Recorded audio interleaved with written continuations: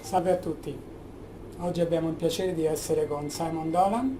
Simon è il creatore della metodologia Coaching by Values, è professore di risorse umane, è responsabile del dipartimento The Future of Work di Esade Business School, vanta più di 64 libri al suo attivo e un'esperienza di 20 anni nel mondo dei valori. Salve.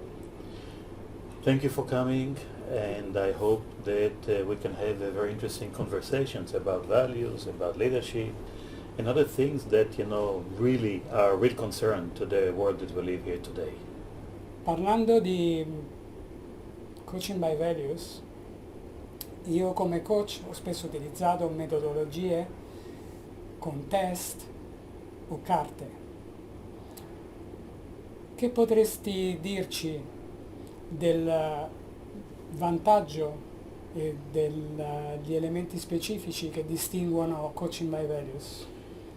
Here, I'm going to put my academic head, so my answer is going to be a little bit long, but I try to make it very short, and it's not easy. Look, I think that a coach is a change agent. A coach needs to help someone change.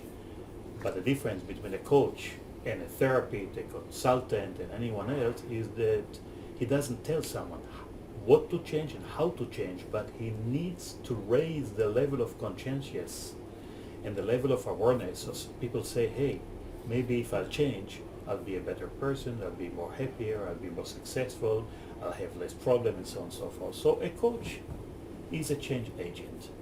Over the years, what I've learned is that if you want to become a very effective change agent, you need three legs. You need to have a concept, you need to have methodology, and you need to have tools. What I've learned in the field of coaching is that we do have a couple of very, very fundamental, very interesting school of thought within the world of coaching, no doubt about it. We even have some of the school of thought that have their own methodology. What I found out it's relatively poor, and we leave it to the poor coach to pick up and choose and use. We don't have tools. So what I did over the years, I tried to refine and develop tools that are going to be practical, that fit into the general concept, and that it's going to be even a little bit of playfulness, because I really believe in the issue of playfulness, so that when you coach children, or when you coach adult, or when you coach executive, the child of them can come out. So what I've developed some tools that help the process of understanding basically what's important, what's less important, and based on this you try to align your behavior toward whatever all of a sudden you discover it's important, and you really want to convert your day-to-day activities in alignment, whatever is important. And some of the reactions that we're getting are amazing. So it's not a panacea, because I know that in every discipline we look for a solution, a panacea. I also, if any one of the people that are watching me right now are coaches, don't worry. I'm not telling you that this is the best methodology. I'm not telling you this is the only methodology. What I'm saying is that we've developed a very effective concept, methodology, and tools that can complement whatever you're already using, so that you can develop your own hybrid model. And it's beautiful. We're not dogmatic about it. What we're getting amazing responses for people that we train, from people that are using it, and people are happy. Did I give you an answer? Yes. Okay, I hope so. It's a little bit long, I'm sorry.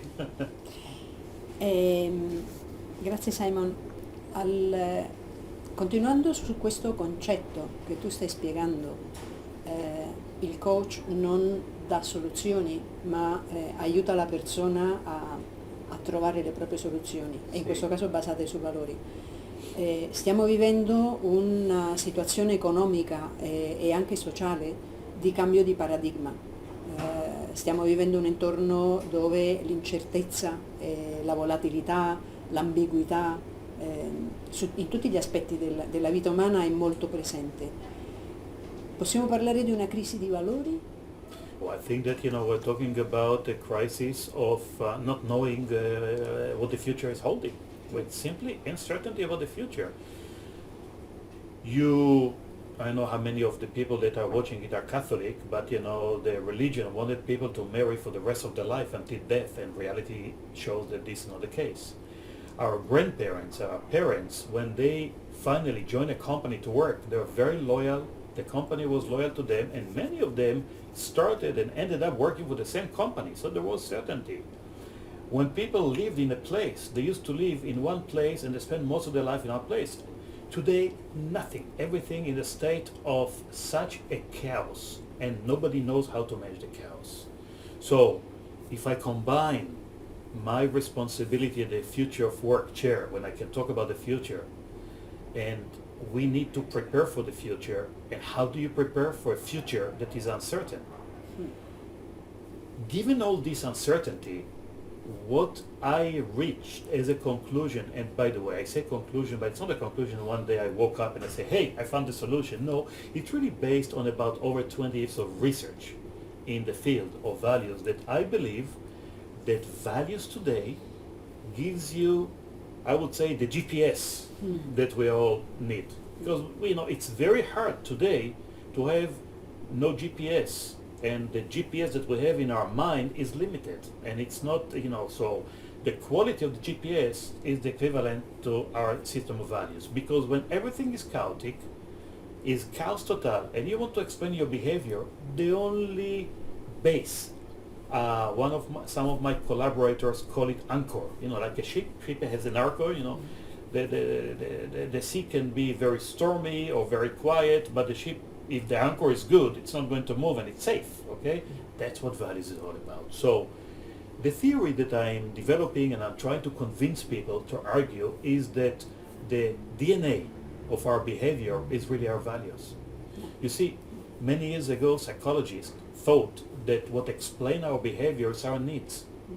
And there is no doubt that needs can explain some of our behavior, but more in critical crisis situation, but not in a day-to-day activities. In a day-to-day activities, what can explain how we behave and why we behave the way we behave, it has to do with our value system, it's system values.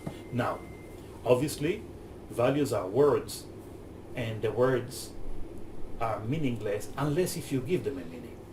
So what we do, we're trying through games and play, we're trying to help people understand their core values, not all the values, but many of them, put them in some sort of order or hierarchy, and the order nobody tells it from outside. They have to look at it at one point and they say, hey, this is me. It's like, what we do with values, and this is methodology, like you take a photo. So we all know that we have different cameras, no? With different telephone, some of our telephone can get better photos because we have higher pixel. Some of them have low pixel. So what a good coach is doing with the tools that we offer is help the coachee refine and understand better and move from lower level pixel. Sometimes people are conscientious, sometimes they're not at all conscientious, and move into something that is clear. The image is clear. And the image becomes clear only when the coachee or the person tells me, yes, this is me.